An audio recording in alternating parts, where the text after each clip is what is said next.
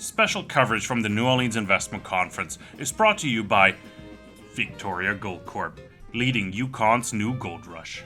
Welcome back to Soar Financially. Welcome back to New Orleans and the New Orleans Investment Conference. My name is Kai Hoffmann. I'm the EDGR mining guy on Twitter and the CEO of the Soar Financial Group. Thanks so much for joining us here in New Orleans. And I'm joined by Peter Boockvar. He's a Chief Investment Strategist over at Bleakley Financial Group and, of course, author of the Boock Report. Peter, it's great to see you again. I love doing these in person. How are you? Yeah, good to see you. Thanks. I hear you've been busy. Yeah, quite a bit. What's been keeping you busy? This is quite a busy conference. Yeah, I presented in the morning and then did a round table and did another table inside. And But what's the mood? Like, how would you describe it? Like, what's the sentiment like? What are you hearing? well, the sentiment here is always glass is half empty. And I think that it's no different. But I think there are some differences of opinion on how things play out from here. And whether it's manageable or not. But I think, generally speaking, people here are always watching their back for what the outsized risks are. And there seem to be in the world a lot more risks out there. That's one thing I've picked up, like my spidey senses tingle a little bit, is like a sense of urgency seems to have appeared a little bit here that we didn't have maybe last year. Well, you have this just notable rise in interest rates that seem to be staying at high levels for a while. And now over the last couple of months, we've seen a sharp rise in longer-term interest rates, which complicates the story even more, even though inflation has moderated, which is what everyone originally was worried about. And now the economic pressures seem to be really, in my opinion, swirling and potentially intensifying, notwithstanding the strong Q3 GDP number that we saw in the U.S. Is there some window dressing happening? Like you just mentioned a GDP number, like 4.9%, 4.8, 4.9%. I was blown away by that number personally. Like I couldn't make rhyme or reason of it. Can you lift the skirt on that a little bit? Like why is it 4.9% and do you believe it? Well, it's the consumer made up about half of that.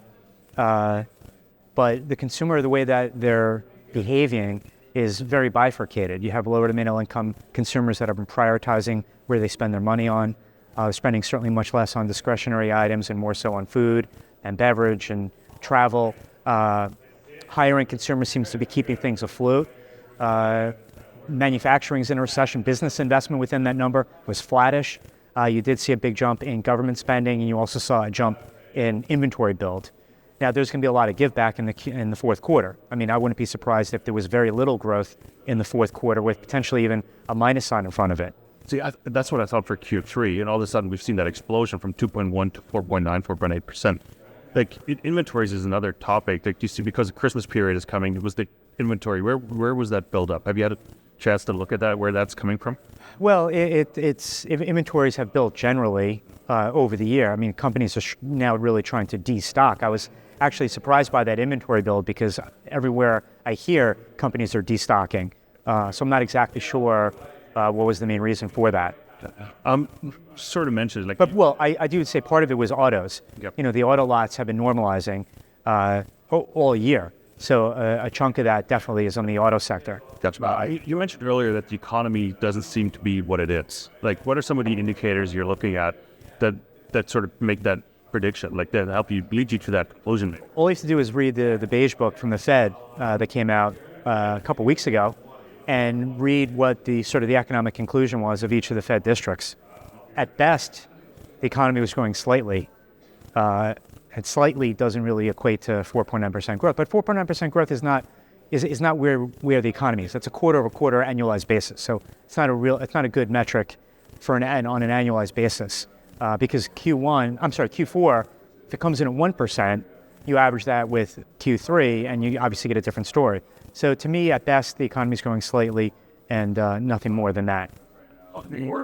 Your presentation title is just because it hasn't happened yet doesn't mean it won't.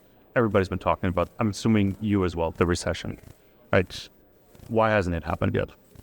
Well, it's U.S. manufacturing is in a recession. The ISM has been below 50 for 12 months in a row. That's a recession. Existing home sales in the U.S., that's in a recession.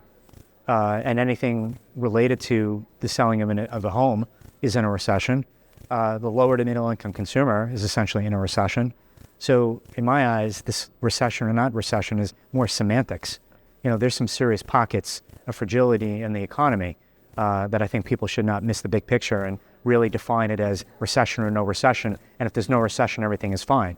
Just because it hasn't been labeled yet doesn't mean it's not happening. Right, and the rise in interest rates doesn't affect everyone all at the same time. It affects you if you have a loan coming due. It affects you if your adjustable rate mortgage is coming due. So it affects people at different times, but it still will affect you if you have loans coming due in the next couple of years. You can't avoid it.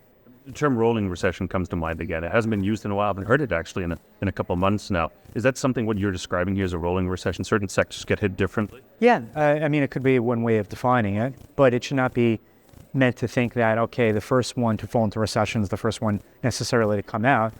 It's sort of the bowling pin that knocks out, you don't knock out all the pins all at once. It's a progression of things.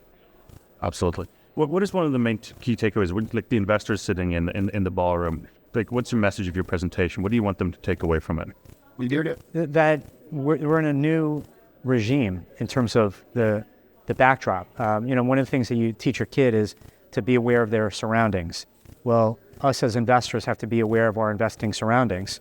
And with interest rates at 5%-ish across the board, 4 to 5, that is a much different environment than people got used to over the previous 15 years.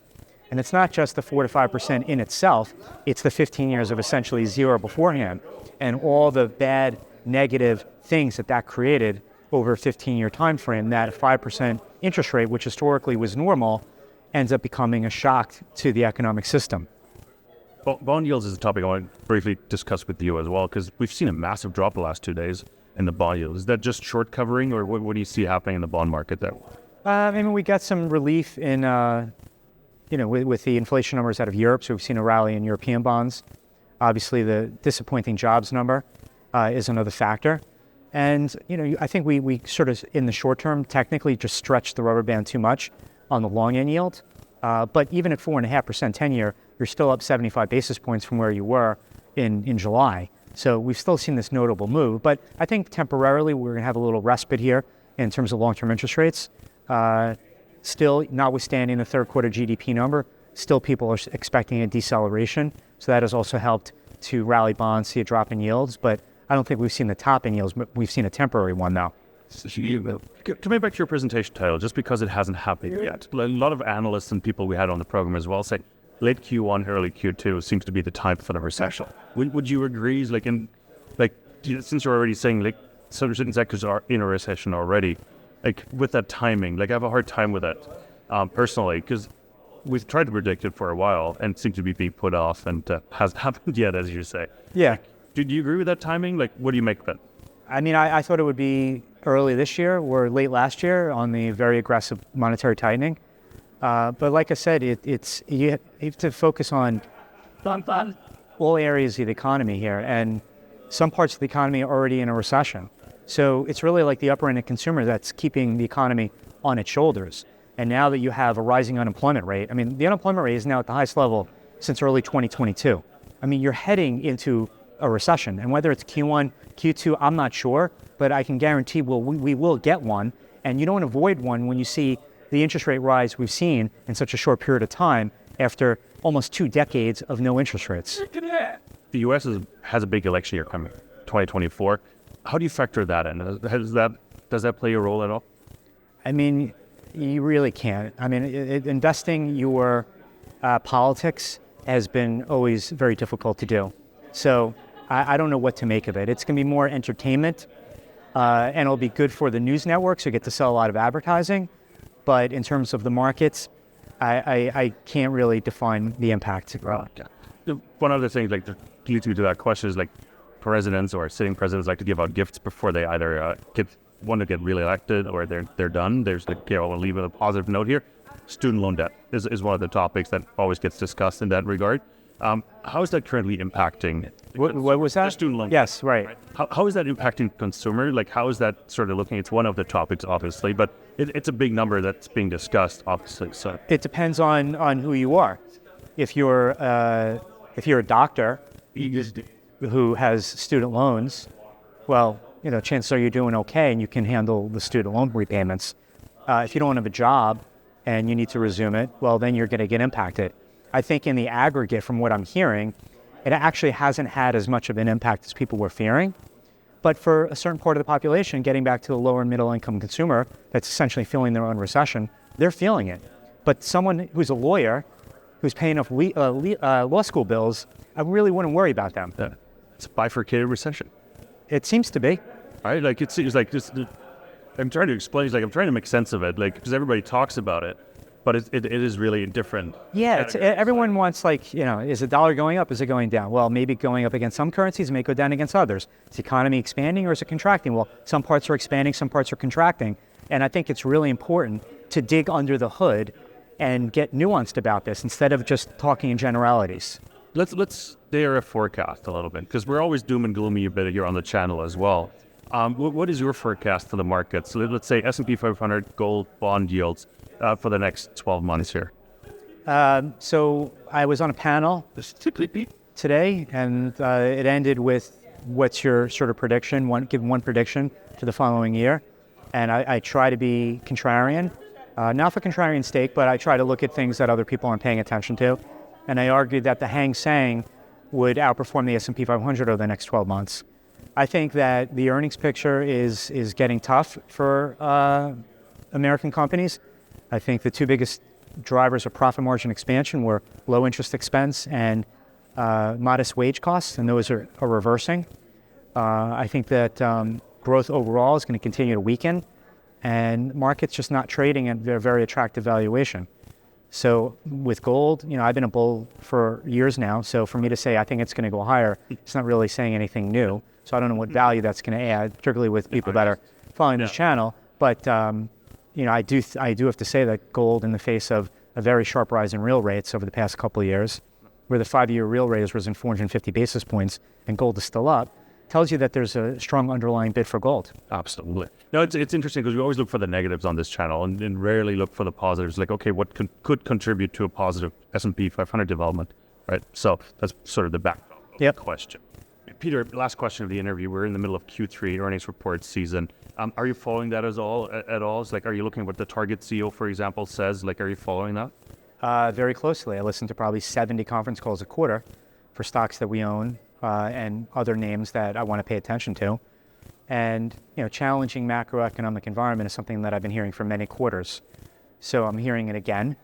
One thing that the Target CEO said to Becky Quick on CNBC, that even people are being a little bit more careful of what they spend on food and beverage. There's one thing to spend less on discretionary stuff, but to then say that you're becoming a bit more careful in what you're spending on non-discretionary stuff, that tells you that there's a very vulnerable consumer out there that I think people should take note. I'm thinking the industrial side, manufacturing, like I said, is in a recession.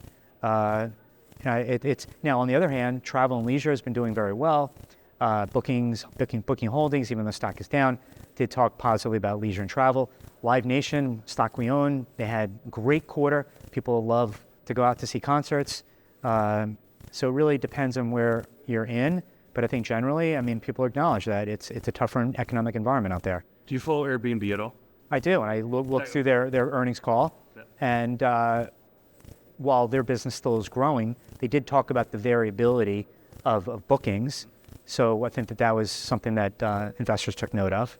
What I learned this week, actually, I hadn't paid close attention to Airbnb at all, is they're actually doing really well in a high interest rate environment because they have so much money on the books from their clients that they manage for like 3 to 6 months, and their cash flow from interest payments has exploded.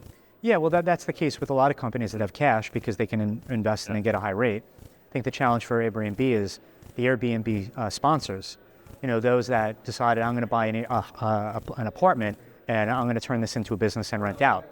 The sharp jump in interest rates, if they didn't term that out, could become a challenge for them. And that's something that I'm watching as well. Fantastic. Peter, fantastic conversation. Love that you stopped by. Appreciate your time. Where can we find more of you? So if you're interested in wealth management, I'm the CIO of Bleakley Financial Group, as you mentioned, and I write daily commentary under the title The Boock Report. Fantastic. Awesome, Peter. Thanks so much for your time. Thank you. Everybody else, thank you so much for tuning in here at Soar Financially from the New Orleans Investment Conference. If you haven't done so, smash that subscribe button, leave a comment, leave a like. Are you watching the Q3 financials? Is there anything that jumped at you or jumped out at you that you should mention or we should discuss here on the channel as well? leave that in the comments below. We do want to hear from you. Thank you so much for tuning in. We'll be back with lots more. Thank you.